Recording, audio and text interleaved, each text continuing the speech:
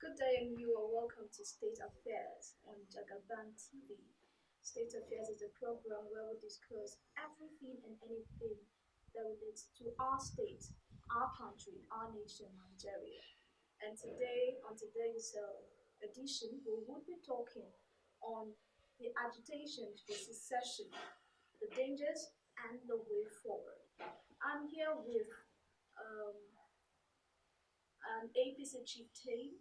He is a very good, he is a politician by nature, and he has been at the forefront of making this nation a better place since he joined politics. It's no other than Chief Femi Olaore. Good day, sir. Thank you. It's so nice to have you. Thank you so much. Today, like I said earlier, we'll be talking on the agitation for secession. I'm sure you must have been aware of the whole cry and agitations by different groups for secession, people calling to pull out of the state of a nation called Nigeria. We have the Biafra, indigenous people of Biafra, that has been on for years. And most recently, we have the Oduduwa nation coming up. We have the Arawan Republic from the north. What is your view? I'd like to have your holistic view on this topic. What do you think is actually the cause, or we can say is the cause of these agitations at this time? Thank you.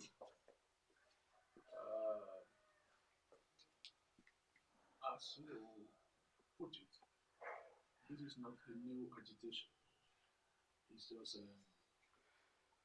other ethnic nationalities are now adding to what has been the position of the Biafran agitators. And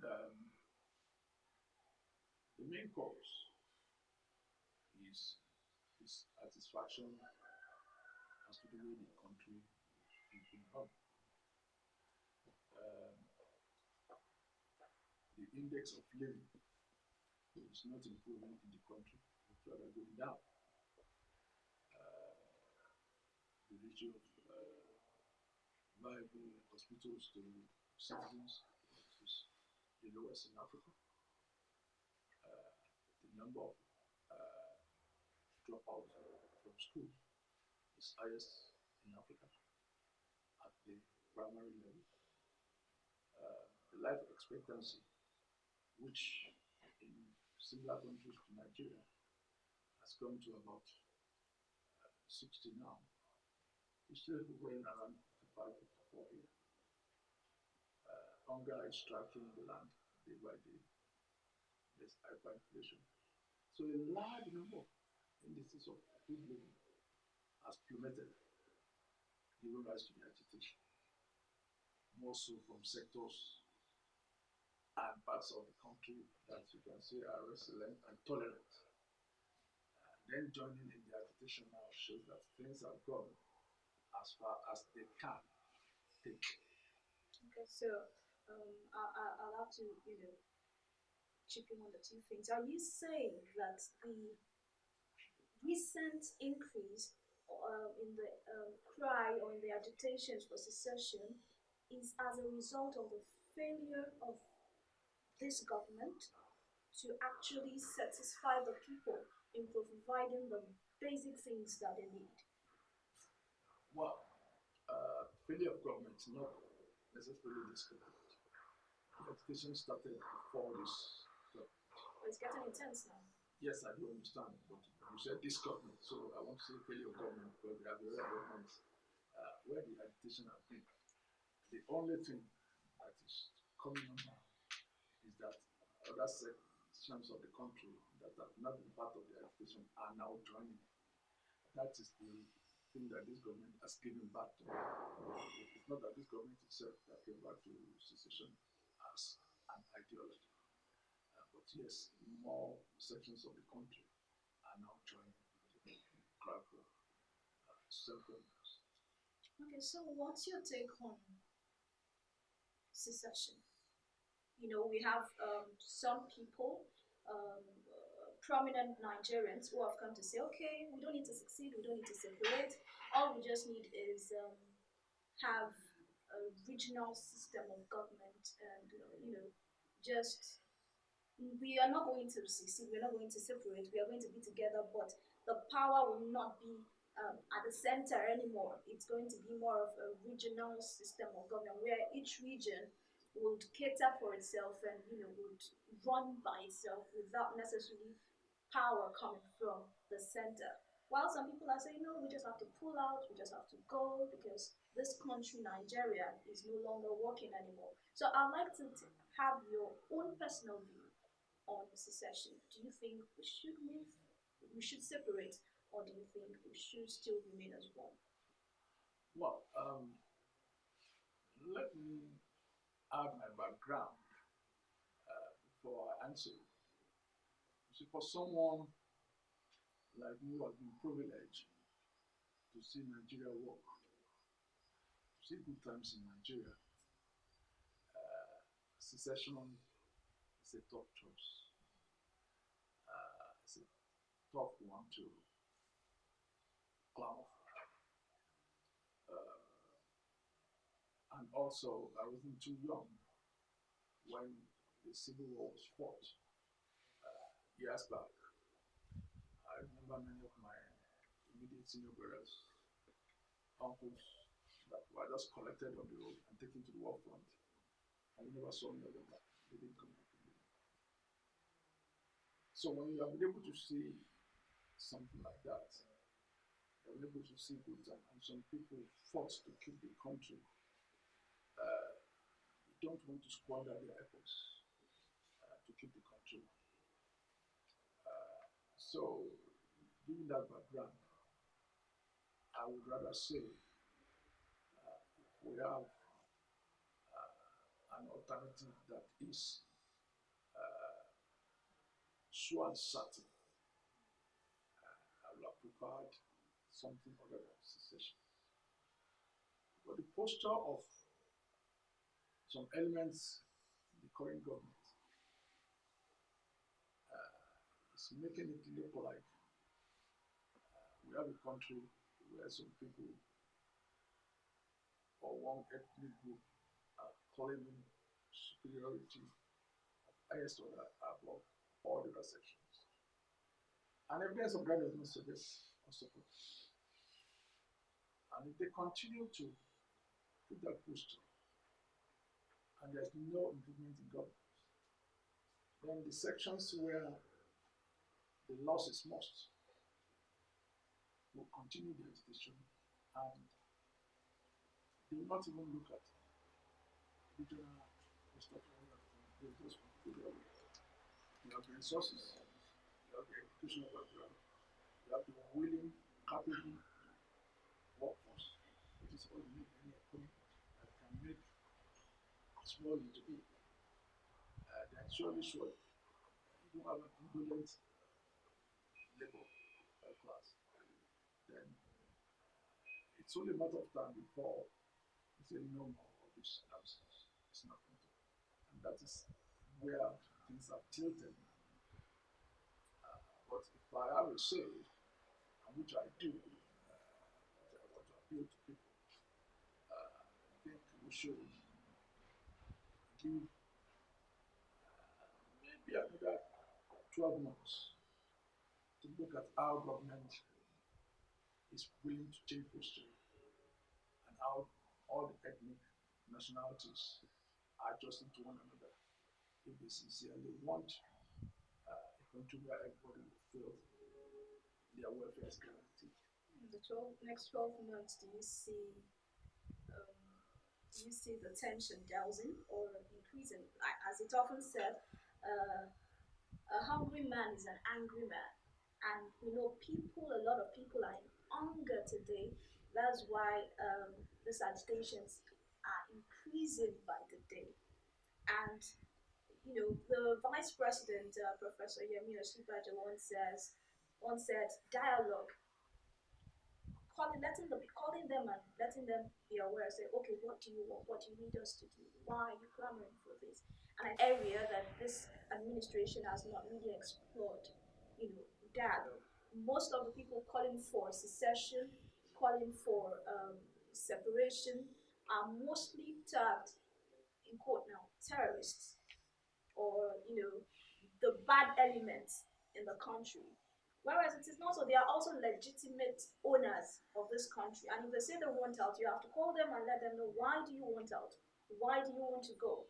And if their reason is genuine enough, it's dialogue. We have to talk. Their reason is genuine enough. Maybe because Nigeria is not the first nation that would succeed.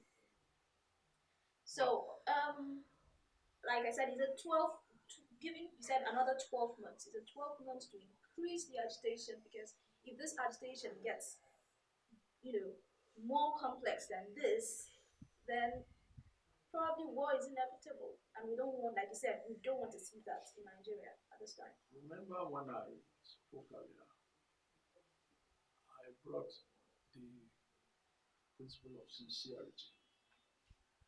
If the government is sincere and all the other ethnic groups come together with sincerity now, sincerity means what we agree to, we perform. One of the core signs government will show sincerity is to call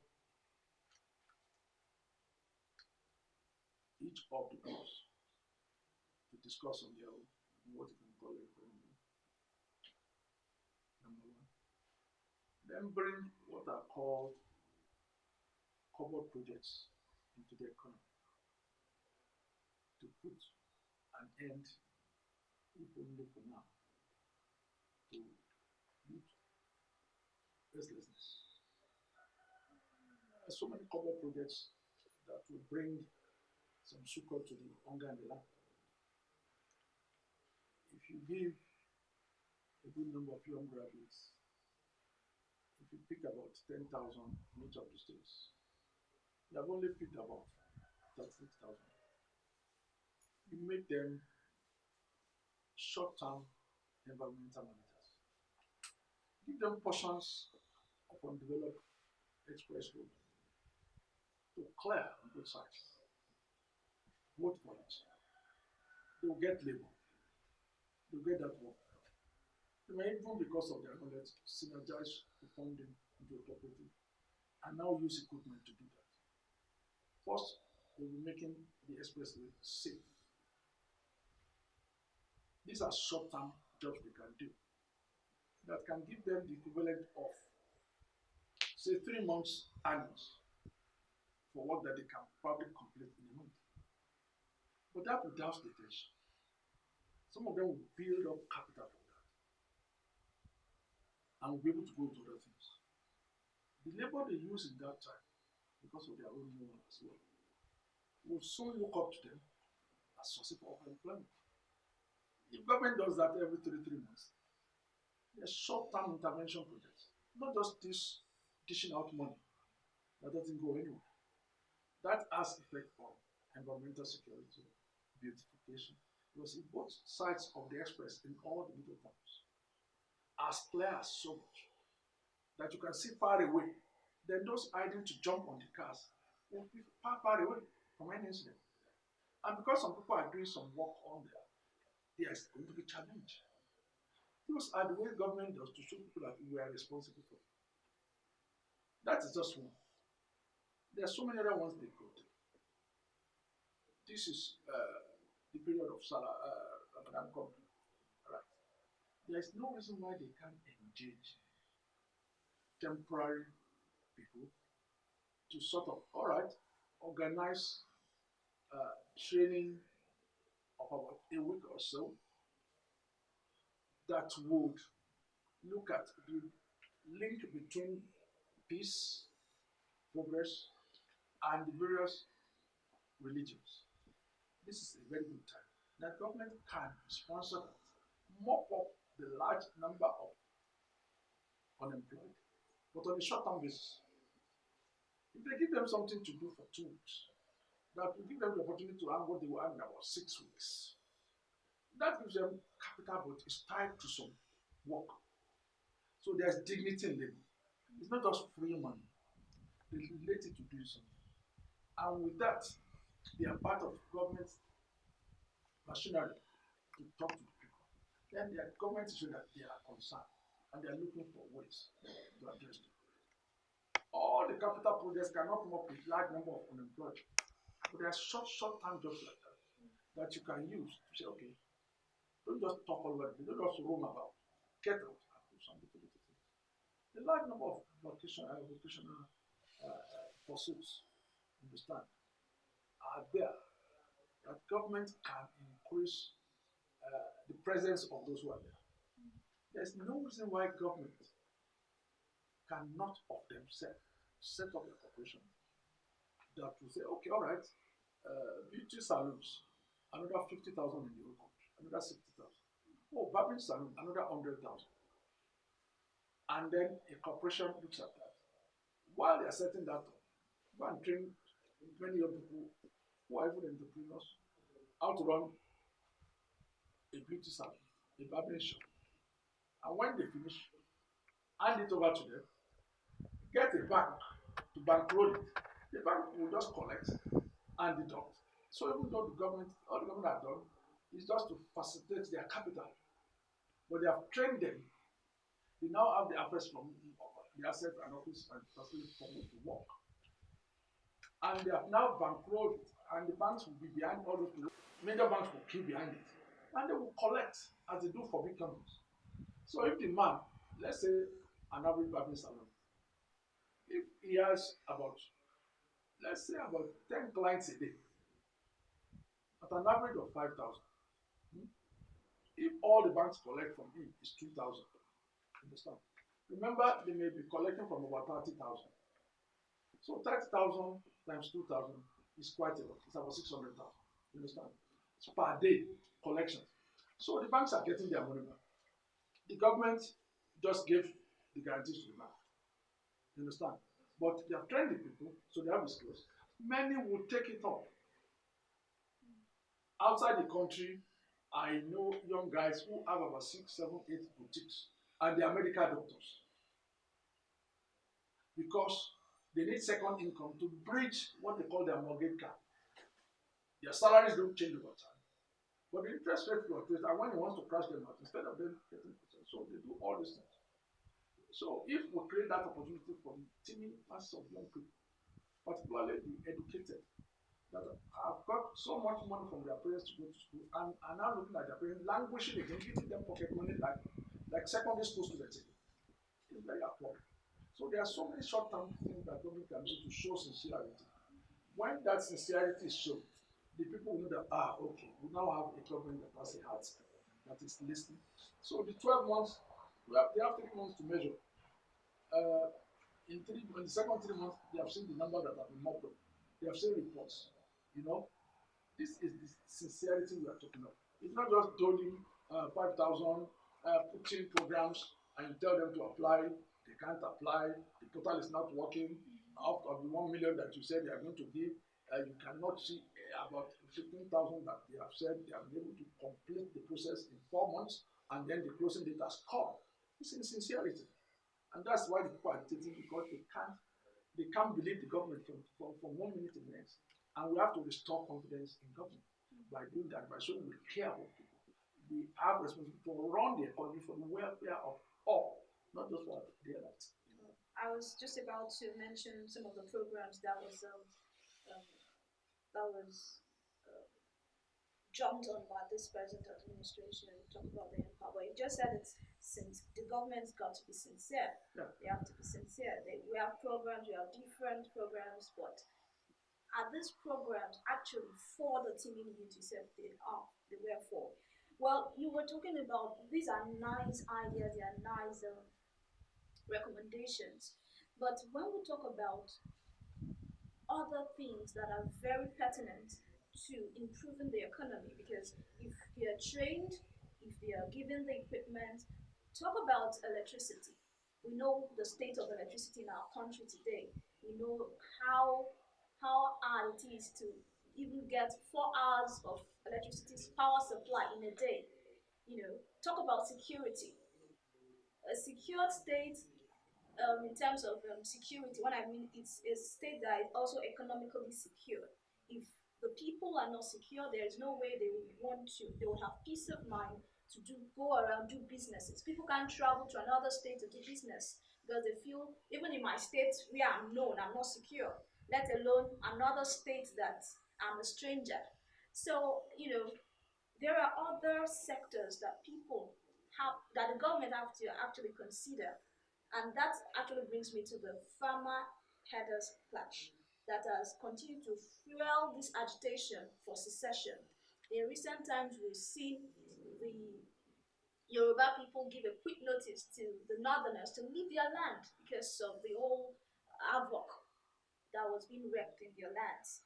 What I want you to drop one or two views on the farmers' headers clashes and how it has affected the country, in what ways it has affected the country, and the way forward, from now on.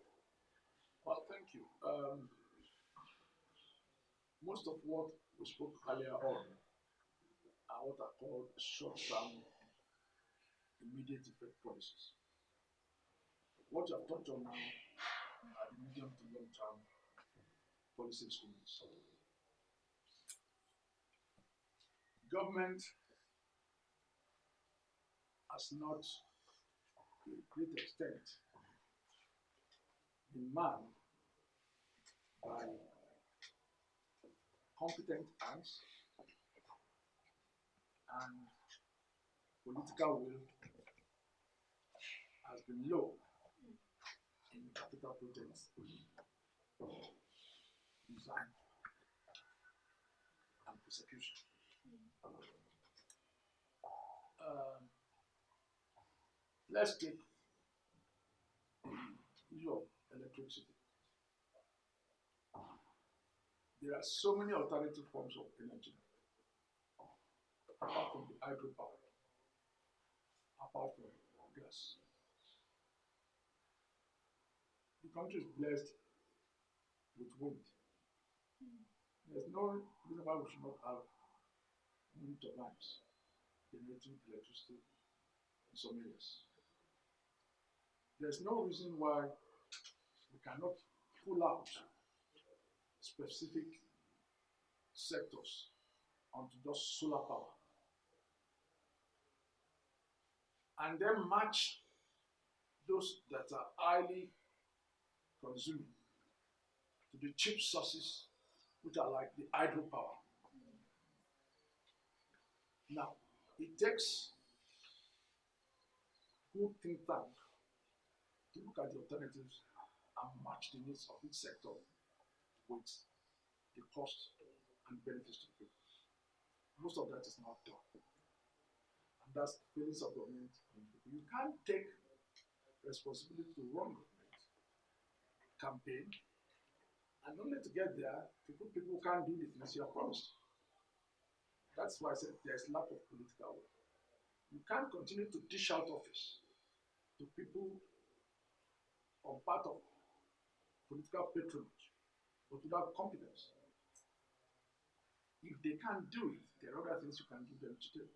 If you can't get someone to sit on, let's say, the security apparatus of the country and security has become the issue all over the place. That even going out, even in your own area, becomes a matter of upset for the average person, fearing whether they will come back at the end of the day.